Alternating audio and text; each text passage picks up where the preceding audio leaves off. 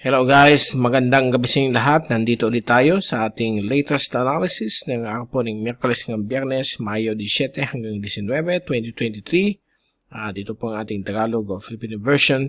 Pinaglingkod sa inyo ng Typhoon 2000 in partnership with Naga College Foundation, Aboitiz Power, Bank of the Philippine Islands, at ng Avenue Plaza Hotel. Now, umpisa natin ang update. Ito ang GovSat. Nangako nito ng Miyerkules hanggang bukas.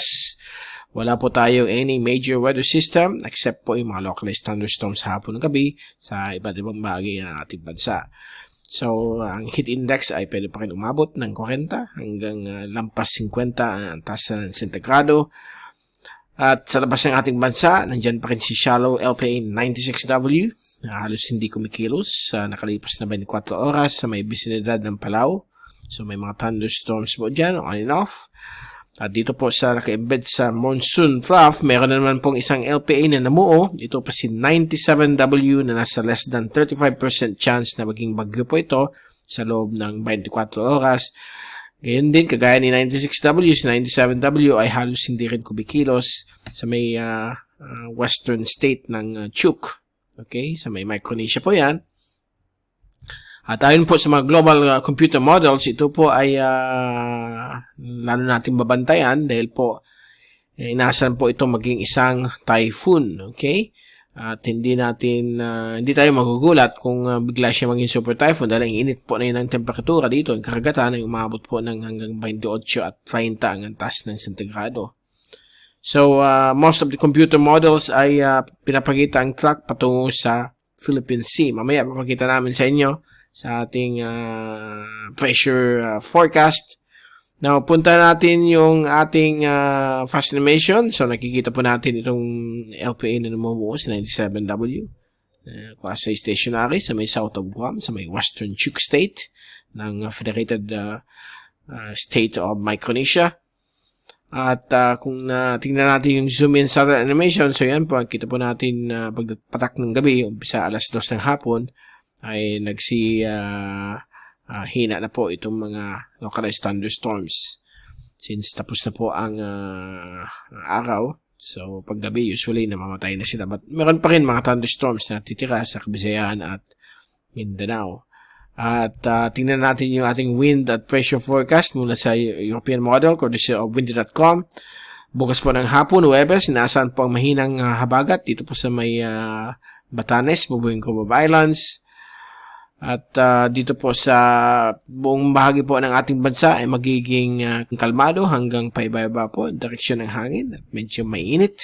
Umaabot po hanggang 40 hanggang 50 ang atas ng sentigrado ng ating heat index o kung anong nafe-feel natin sa ating katawan. Biyernes ng hapon, inaasahan pa rin ng katamtaman o kalmado na panahon na may variable winds. At sa Sabado po ay same situation pa rin po. Pero babantayin po natin itong si LPA 97W. Naging active po siya sa Sabado at sa Linggo baka mag-iisa na po siyang tropical depression. At pinapakita po dito sa ating forecast kung i-move natin ito hanggang Mayo 28 ay makikita niyo kung saan direction niya. So, Lunes po ng hapon, ayan po siya, magiging tropical depression o tropical storm. Martes ng hapon, tropical storm na siya, lalapit po sa may south of Guam. Miyerkules po ng hapon, magiging tropical storm. Huwebes ng hapon, yan po siya, tropical storm pa rin hanggang sa Biyernes ng hapon. At nakita natin na patungo po ito sa may Taiwan at Southern Japan area based sa latest forecast mula sa European model. Now, tingnan natin yung latest forecast mula sa American model. So, Sabado po ng hapon, inaasahan po magiging tropical storm po siya. Sa Sunday, magiging still a tropical storm. Lunes po, May 22, magiging severe tropical storm. Then, Tuesday, May 23, magiging Category 1 typhoon. Wednesday, yan po siya. Medyo magiging major typhoon hanggang may posibilidad na maging super typhoon po ito. Hindi na tayo magtataka niyan, okay? At sa Friday, May 26, and po siya patungo sa Southern Islands of Japan. So, magiging epekto po sa ating bansa ay magiging habagat po ang ating hangin na may mga thunderstorms pa rin.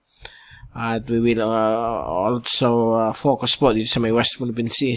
Possibility na po baka magkaroon ng low pressure or tropical depression dyan habang dumadaan po itong si soon to be tropical cyclone Banyan or Betty. Betty po ang local name pag pumasok po sa Philippine Area of Responsibility. So, bantayin po natin yan in the coming days. For the meantime, ito naman po ang rain forecast mula sa European model. So, bukas ng hapon, usual mga thunderstorms sa iba't ibang bahagi ng ating bansa. Biyernes ng hapon, ganoon pa rin mga thunderstorms sa malaking bahagi ng ating bansa. Sabado, same situation. Hanggang Sunday, May 21, may mga localized thunderstorms po tayong magaganap.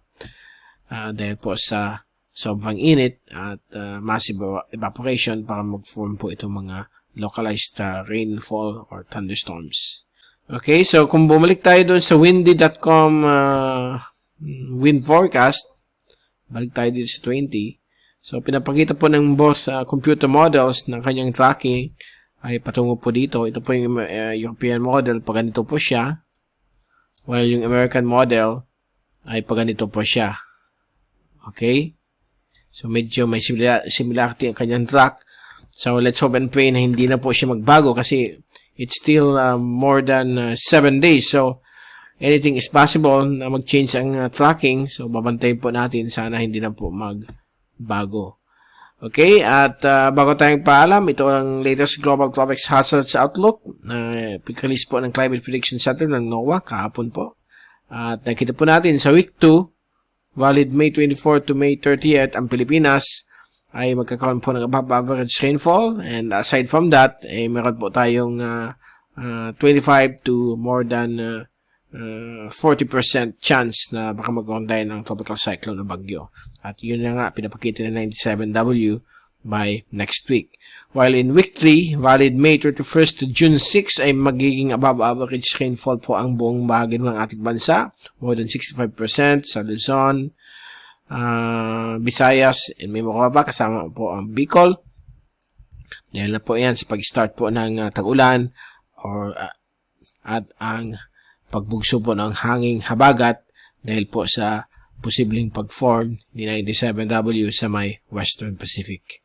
So, dyan muna natin tinatapos ang ating update and mabalik tayo na yung darating pong weekend para ibigay sa inyo pinaka-latest sa ating panahon. Lalong-lalo na po ang pag-develop po ni LPA 97W which is set or talaga naka-schedule na po maging isang full-blown typhoon base po sa dalawang computer models which is the American at European model. So, watch out for that.